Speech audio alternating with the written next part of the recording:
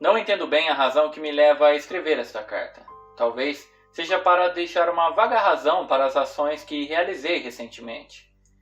Eu realmente não me entendo atualmente. Eu deveria ser um jovem razoavelmente inteligente e razoável. No entanto, ultimamente, não me lembro quando começou. Fui vítima de muitos pensamentos incomuns e irracionais. Esse é o início da carta de um homem que planejava tirar a sua própria vida. Após matar a sua mãe e sua esposa, ele foi para o alto da torre do relógio da universidade em que estudava e lá começou a pegar as pessoas que por ali passavam.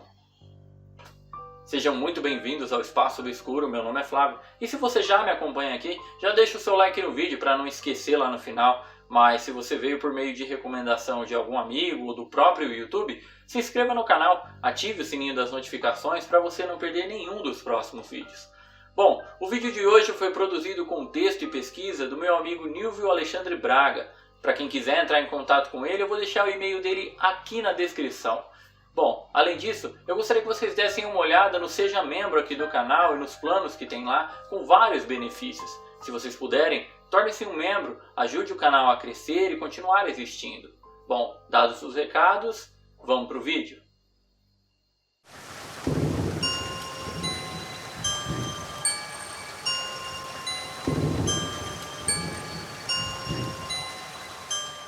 Bem, hoje vamos contar a história de Charles Joseph Whitman. Ele nasceu em 24 de junho de 1941 e era um estudante de engenharia da Universidade do Texas, em Austin. Charles também era um ex-marinheiro e protagonizou um grande massacre. Em um período de apenas 90 minutos, ele matou 14 pessoas. E esse número inclui aquelas que sobreviveram ao tiroteio inicial, mas que não resistiram depois aos ferimentos. Ele também feriu outras 31 pessoas. Tudo isso foi feito do alto de um deck de observação do edifício mais alto da Universidade do Texas, no dia 1º de agosto de 1966. Horas antes desse massacre, ele também já havia matado sua mãe e sua esposa. O mais velho de 3 irmãos, ele foi criado na South Ellis Street, em Lake Worth, na Flórida. Quando tinha apenas 6 anos de idade, Charles Whitman fez 139 pontos em um teste de QI. Ele era uma criança muito bem educada e raramente demonstrava nervosismo. Na sua adolescência, ele foi atleta da escola, estudou piano e também era escoteiro. No escotismo, ele ganhou um total de 21 medalhas de mérito em apenas 15 meses.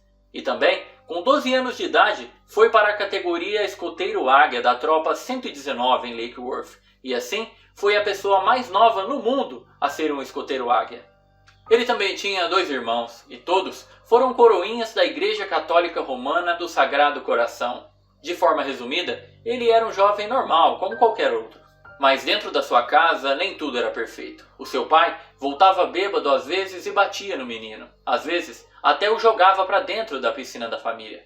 Foi então que, contra a vontade do seu pai, ele decidiu se juntar aos fuzileiros navais. Isso foi em 6 de julho de 1959. Após o seu alistamento, Whitman foi aceito no programa de engenharia da Universidade do Texas e em 15 de setembro de 1961 ganhou uma bolsa na USMC. E foi por causa da caça que ele teve problemas com a universidade, algo que ele disse ter sido uma brincadeira. Ele atirou em um cervo, o levou para o seu dormitório e esfolou o animal no chuveiro. Essa brincadeira, somada ao fato dele ter notas abaixo do padrão, fizeram com que sua bolsa fosse retirada. Em agosto de 1962, Whitman se casou com Kathleen Frances Leisner e no ano seguinte ele voltou para a Marinha. Em dezembro de 1964, Whitman foi dispensado da Marinha. Voltou para a Universidade do Texas, mas dessa vez sem bolsa. Logo começou a trabalhar como cobrador de contas e depois como caixa no Austin National Bank. Já em 1965, ele havia assumido um emprego como inspetor de tráfego no Departamento de Estradas do Texas. Ele também se ofereceu como mestre de escoteiros na Austin Scout Troop 5, enquanto sua mulher Kathy trabalhava como professora de biologia na Lanier High School. Tudo parecia estar perfeitamente normal, até o dia 29 de março de 1966, quando Whitman foi até o psiquiatra do campus, um homem chamado Maurice Jean Helt, e lá ele explicou suas frustrações a respeito da separação de seus pais, a pressão no trabalho e na escola. Durante essa conversa, ele fez até uma observação do desejo que tinha de atirar nas pessoas com um rifle do alto da torre da universidade. O psiquiatra então percebeu que ele estava transbordando hostilidade, mas depois dessa conversa, ele nunca mais voltou. Em sua carta de suicídio, Whitman mencionou a visita ao psiquiatra, descrevendo ela como sendo inútil.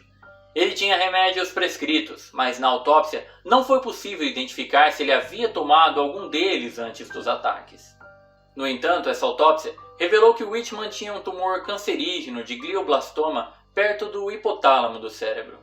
Algumas pessoas chegaram a teorizar que o tumor, ao pressionar uma amígdala próxima, afetaria a paixão emotiva. Isso fez com que alguns neurologistas considerassem que o tumor foi responsável de alguma forma pelos ataques. Após os ataques, um estudo do diário de Whitman o mostrou lamentando ter agido violentamente com Cat. E também ele estava decidido a não seguir o exemplo abusivo de seu pai e a ser um bom marido. No entanto, John e Fran Morgan, amigos íntimos de Whitman, confidenciaram para o Departamento de Segurança Pública que Whitman contou para eles que havia batido em Cat 3 vezes.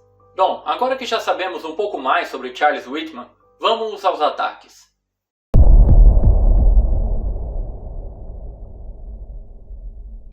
Um dia antes dos assassinatos, Whitman comprou binóculos e uma faca em uma das lojas 7-Eleven. Ele então buscou a sua esposa no trabalho e ambos foram para uma matinê. Por volta das 16 horas, eles foram visitar John e Fran Morgan, que moravam no mesmo bairro. Mais ou menos às 5:30 da tarde, eles saíram de lá para que Cat pudesse pegar o turno das 6 da tarde até às 10 da noite no trabalho. Às 6:45, Whitman começou a digitar sua nota de suicídio, uma parte da qual dizia: "Não entendo bem o que me leva a escrever esta carta. Talvez seja para deixar uma vaga razão para as ações que eu realizei recentemente. Eu realmente não me entendo atualmente. Eu deveria ser um jovem razoavelmente inteligente e razoável. No entanto, ultimamente, não me lembro quando começou. Fui vítima de muitos pensamentos incomuns e irracionais." Nessa nota, ele disse que havia decidido assassinar a sua mãe e a sua esposa, mas não explicou nada sobre os ataques na universidade. Um fato interessante da carta de suicídio é que ele solicitou que fosse feita uma autópsia após a sua morte, para tentar determinar se havia algo para explicar as suas ações e o aumento das suas dores de cabeça. Ele também queria dinheiro para pesquisas em saúde mental, dizendo que assim esperava que isso impedisse outros de seguirem o seu caminho. Então, logo depois da meia-noite, ele matou sua mãe, Margaret. O método é contestado, mas parece que ele a deixou inconsciente antes de esfaqueá-la no coração. Após o primeiro assassinato, ele voltou à nota de suicídio, agora escrevendo à mão: "A quem possa interessar, acabei de tirar a vida de minha mãe. Estou muito chateado por ter feito isso. No entanto, sinto que, se existe um paraíso, ela está definitivamente lá agora. Lamento muito. Não existe dúvida que amei essa mulher de todo o coração." Whitman então voltou para sua casa no número 906 da Dewey Street e esfaqueou sua esposa 5 vezes enquanto ela dormia, deixando uma outra nota que dizia o seguinte: "Eu imagino que parece que eu brutalmente matei meus amados. Eu só estava tentando fazer um trabalho rápido e completo. Se minha apólice de seguro de vida é válida, pague minhas dívidas. Doe o resto anonimamente a uma fundação de saúde mental. Talvez a pesquisa possa impedir novas tragédias desse tipo." Ele escreveu notas para cada um de seus irmãos e pai, e deixou instruções para que os 2 cartuchos de filme que ele havia deixado em cima da mesa fossem revelados, e que o filhote de cachorro fosse dado aos pais de Cat. Às 5:45 da manhã de 1º de agosto de 1966, Whitman telefonou para o supervisor de Cat, para explicar que ela estava doente e por isso não iria aparecer no serviço naquele dia. Ele também fez uma ligação semelhante para o trabalho de sua mãe, Margaret. Whitman descontou cerca de $250 no banco antes de voltar a Davis Hardware e comprar uma M1 Carbine, explicando que iria caçar porcos selvagens. Depois de serrar o cano da espingarda, Whitman empacotou um rifle de caça Remington 700 com uma lente 4x Leupold Scope, a M1 Carbine, um rifle Remington de 6mm, 3 pistolas e vários outros equipamentos, e os colocou em uma caixa de madeira. Ele então se vestiu com um macacão caque por cima da camisa e calça jeans e por baixo de uma jaqueta verde. Ele conhecia o segurança Jack Rodman e entrou com facilidade no estacionamento, alegando que iria fazer uma entrega e mostrando um cartão que o identificava como um assistente de pesquisas da escola. Ele entrou no edifício principal logo após as 11h30 da manhã e pegou o elevador para o último andar da torre, logo abaixo do relógio. Whitman então carregou a caixa por 3 lances de escada até a área do deck de observação. Lá ele encontrou uma recepcionista chamada Edna Townsley. Com uma coronhada, ele a deixou inconsciente e escondeu o seu corpo atrás de um sofá. Mais tarde, ela morreria pelos ferimentos. Momentos depois, Cheryl Botts e Don Walden, um jovem casal que passeava por ali, foram até a área onde deveria estar a recepcionista. Lá eles não a encontraram, mas encontraram Whitman, que conversou com eles brevemente e depois disso eles saíram da sala. Quando eles se foram, Whitman bloqueou a escada. 2 famílias de turistas estavam subindo as escadas quando encontraram a barricada. Mark Gabor e sua tia Marguerite Lamport morreram quase que instantaneamente. Michael e sua mãe Mary ficaram permanentemente incapacitados. Os primeiros tiros da torre ocorreram por volta de 11h48 da manhã. Um professor de história foi o primeiro a telefonar para o departamento de polícia de Austin após ver vários estudantes baleados. Os tiroteios causaram pânico e as notícias se espalharam. Depois que tudo foi entendido, todos os policiais que estavam ativos em Austin foram mandados para o campus. Outros oficiais que estavam de folga, delegados e oficiais do Departamento de Segurança Pública também correram para o local do tiroteio para ajudar. Aí começou a troca de tiro entre o assassino e as autoridades. Não demorou muito até que os próprios civis que tinham suas armas pessoais começassem também a atirar em Charles. Ramiro Martinez, um oficial chamado para neutralizar Whitman, disse mais tarde em seu livro que os atiradores civis deveriam receber crédito também naquele dia, pois eles dificultaram muito que Whitman pudesse conseguir mirar sem ser atingido. A tenente da polícia e atiradora Marion Lee, de um pequeno avião, informou que havia apenas uma pessoa atirando do parapeito.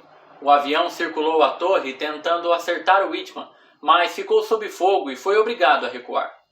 A escolha das vítimas de Whitman foi aparentemente indiscriminada, e a maioria delas foi baleada na Guadalupe Street, um importante distrito de negócios e comércio ali, que fica do lado oeste do campus. Os esforços para alcançar os feridos incluíram um carro blindado e ambulâncias administradas por funerárias locais. O motorista Morris Ronan estava tentando chegar até as vítimas quando também foi baleado em uma artéria de sua perna.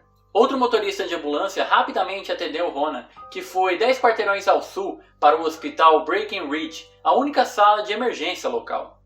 O diretor do hospital então declarou emergência e a equipe médica correu para reforçar os turnos de plantão. Após o tiroteio, as filas em Breckenridge e no banco de sangue do condado de Travis se estenderam por quarteirões enquanto as pessoas corriam para doar sangue.